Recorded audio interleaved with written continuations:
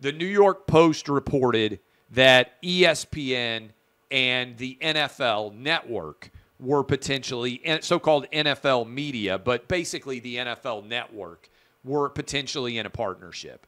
This makes zero sense to me. And let me explain why. Somebody made the analogy of Sears and Kmart. I think it was a good one. You basically have two collapsing businesses, the ESPN channel and the channel for the NFL Network. They are hemorrhaging subscribers. The cable and satellite bundle is collapsing. The business imperative, the foundational value of those businesses is collapsing. What sense does it make to take two collapsing businesses and put them together? The NFL isn't in the business that ESPN is in the business. This is important. One of the first things I think, one of the most important things you can figure out in business is, what is my business? How do we make money doing this for a living? It astounds me how few people ever have this thought. If you want to be really successful in life, you have to think like your boss. You have to think, what is your labor doing that makes your boss more money? And then you have to do more of it. If you want to be really successful, don't think like an employee, think like a boss. And by the way, easy advice for a lot of people out there: if you don't want your boss's boss job, you're in the wrong career, because that's ultimately where you should aspire to be. Look up, not down. Look up to where you would aspire to be. Some people just want to be employees. There's nothing wrong with being an employee. It's a lot less stress to just get a paycheck. But if you want to be the person who cuts the paycheck, if you want to be the person sitting at the front of the table making decisions, you need to be thinking about it. What's the business? The NFL's business is to sell their games to the highest possible bidder. They are a content business. They sell their games to the highest possible bidder. It's one of my favorite quotes. Charles Barkley back in the day, and I'm paraphrasing, he said, "It's amazing how often God tells every athlete to go to the team that offers them the most money." It's a great line. Wherever offers you the most money, that's where God's telling you to go. A lot of athletes have said that over the years. God seems to really like money. It's amazing how that happens, all right? So, the NFL wants money. They will take the most money no matter where it comes from. The NFL stepped its toe in the content business when the cable and satellite business was on fire.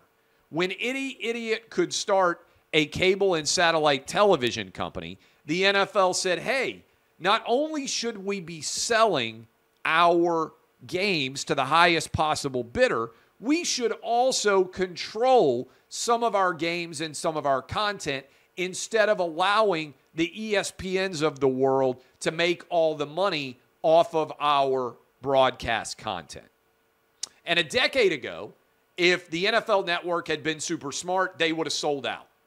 They would have said, okay, we probably have made several $billion for our owner. Let's wash our hands of this. We don't need the NFL Network channel anymore. They waited too long. Now there isn't much value for the NFL Network.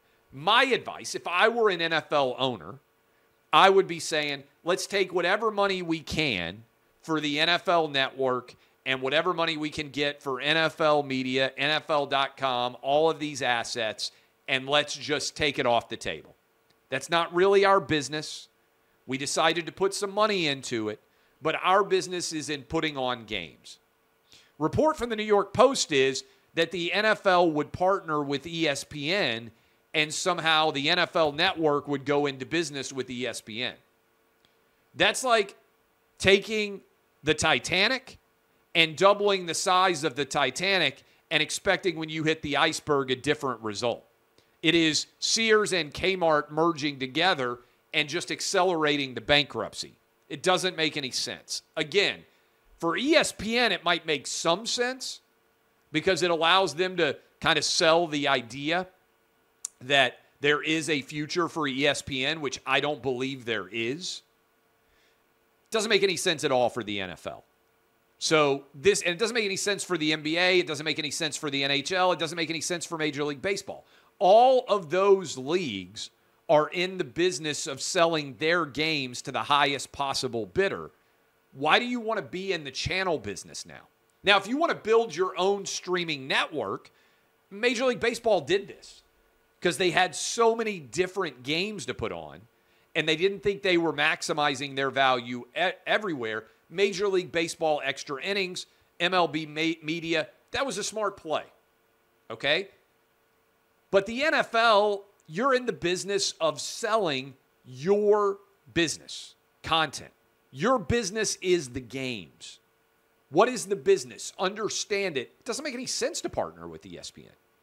And nobody, again, sometimes I look back at this and I'm just like, man, there's a lot of really dumb people in our industry.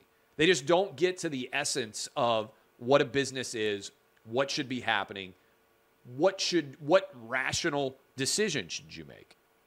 And that ties in with ESPN. Everybody's like, ESPN's trying to desperately get out of the ESPN business because ESPN, what is their business? They're a middleman. By and large, ESPN makes all of its money and makes almost all of its audience based off renting the games from the leagues and distributing them. ESPN is in the distribution business. By and large, they don't make money off the Stephen A. Smith, Pat McAfee. That's just shoulder programming that allows them to exist between games, right? That they make money off of the shoulder programming because people turn on ESPN by and large to watch the games. Okay? Games are really expensive because you have to rent the games. You never own them, you rent them. So ESPN, people are like, oh, Clay, you don't know what you're talking about. ESPN made X number of dollars last year. One, there's accounting tricks, right, to try to maximize revenue. But two, all of that money is vanishing just based off college football playoff, how much more an expanded college football playoff is going to cost, and how much more the NBA is going to cost. I don't think that ESPN can afford both of those things. They already had to walk away from the Big Ten. I don't think they can afford to buy the entire NBA package that they have right now, which not that many people watch, and also take on all 12 playoff games. They might have to sell some of those playoff games back to even be able to make a profit. This is desperate. ESPN is in dire straits.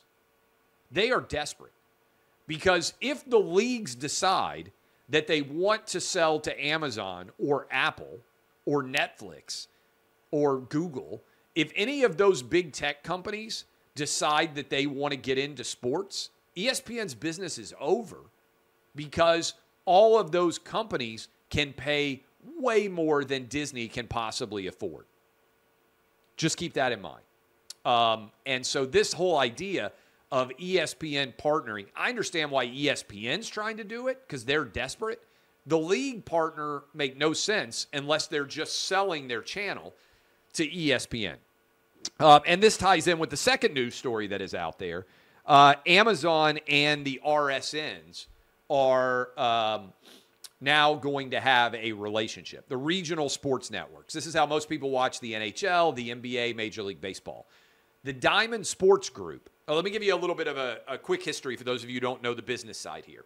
So when Fox sold its assets to Disney, Disney paid $71 billion to Rupert Murdoch for a huge amount of Fox assets.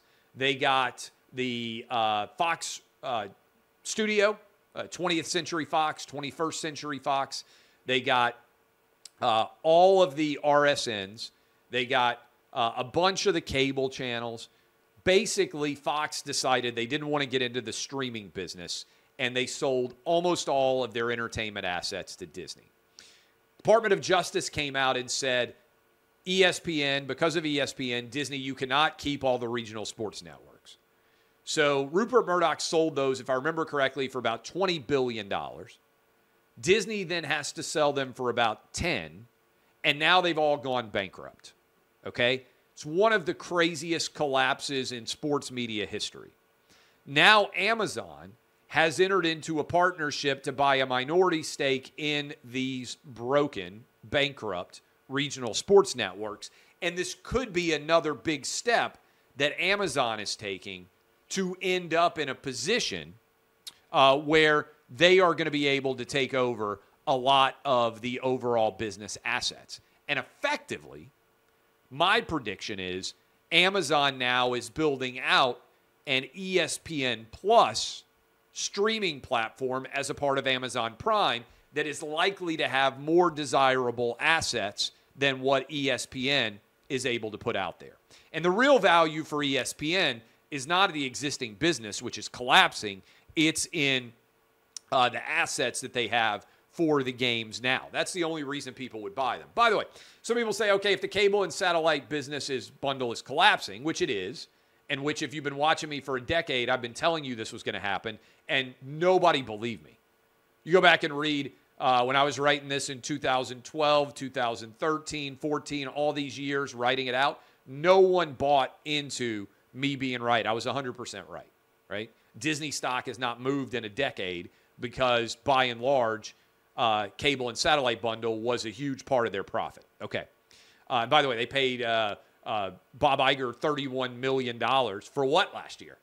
It's good work if you can get it. I don't think Bob Iger did anything I wouldn't have been able to do. I might have been better at it, just FYI. But if you look right now at the way this is all shaking out, people say, well, all cable and satellite is done for. I don't think that's true.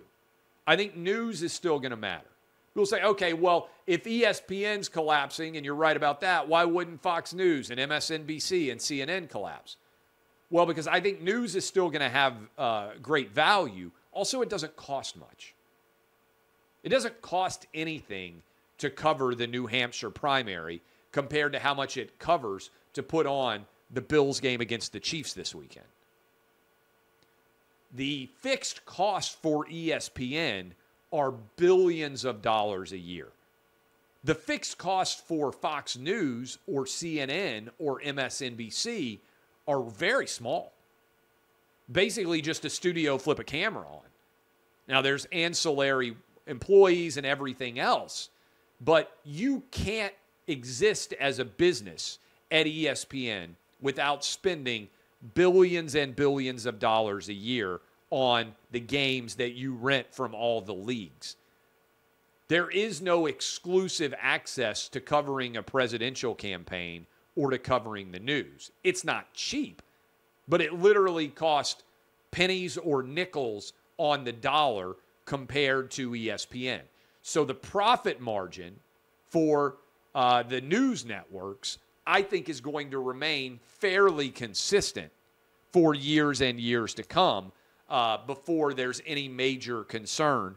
Is the profit margin going to decline? Probably, but you're not talking about the Titanic like you are with ESPN. There's a big difference in the business imperatives there. By and large, news networks don't rent, they own, and they cover the news as opposed to renting games, which is the entire business of ESPN.